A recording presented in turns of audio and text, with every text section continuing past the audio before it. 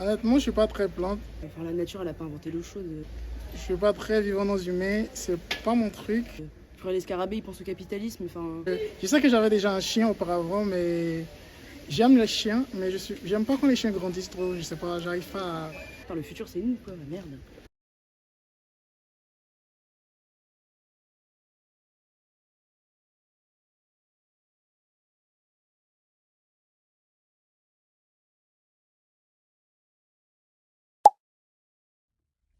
Leurs styles alternatifs, leurs rires et leurs réparties, aucun doute.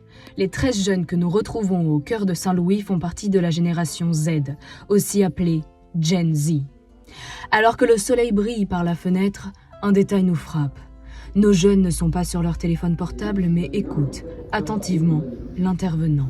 Et que c'est en tout cas une des ressources possibles de l'écriture théâtrale, c'est toujours de faire parler des êtres qui normalement n'ont pas la parole. Installés en cercle, une lecture commence.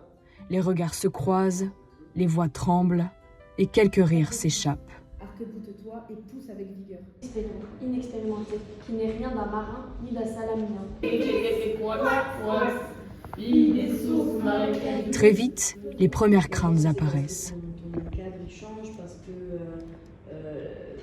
plus un enfant de 5 ans qui pense jusqu'à jouer, à rentrer en anglais. Enfin, je pense que de fait, on est occupé d'une manière différente à force de construction. Individuellement, là, on n'a pas tous le même rapport au temps. Mais l'épreuve la plus redoutable reste à venir. La rencontre avec le vivant non humain, étape cruciale de cette expérience auprès de Guillaume Cotte. Cette rencontre se déroule en 2 étapes essentielles. D'abord, l'observation.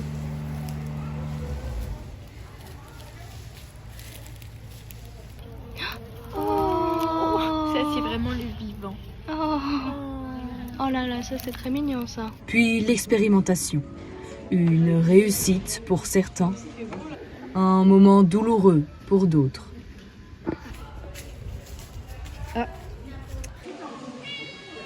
Vient ensuite l'écriture.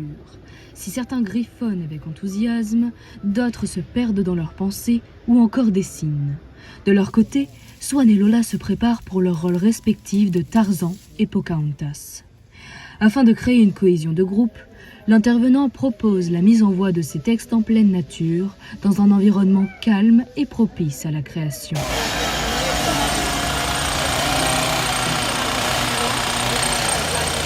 L'imagination des jeunes est en ébullition et nous retrouvons des interprétations d'êtres vivants non humains variées.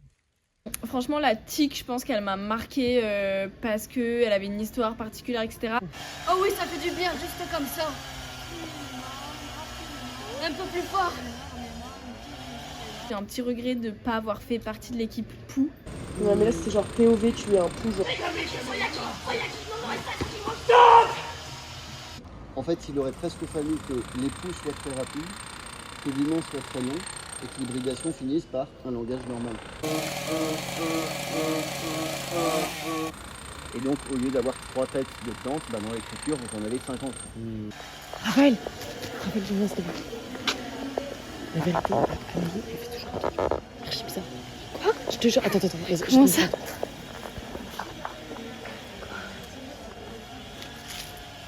Qu'est-ce qu'elle fait? Je te jure, elle arrache les écorces des arbres. Les arbres ont un équivalent. Et c'est ce qu'on appelle en biologie le stress. La douleur, c'est du stress. Enfin, c'est le terme biologique. Je savais même pas que les plantes avaient des sensations. Et ben voilà. Super.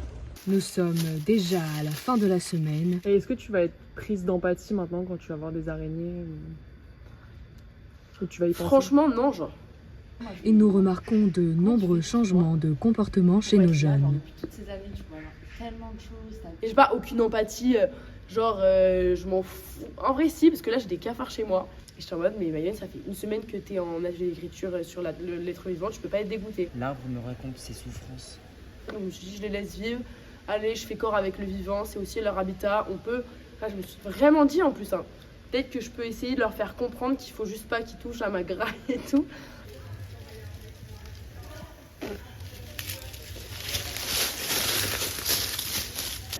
Je suis là depuis 23 ans et déjà ça me saoule en fait. J'essaye de le rassurer, de lui dire qu'un jour peut-être il repoussera. Ce truc de rentrer en communication, j'y aurais peut-être pas pensé quoi. Et là, de toute façon, en écrivant, je me rends compte que c'est un peu impossible aussi de leur parler. Enfin, j'ai l'impression. Et tu parlais aux arbres avant ou pas? Non, c'est quelque chose que j'ai appris avec Guillaume Cotte. J'ai réussi un petit peu à me reconnecter à mon fort intérieur d'une part, mais également à un petit peu toute la vie qui nous entoure. Non mais c'est fou, c'est fou, c'est fou.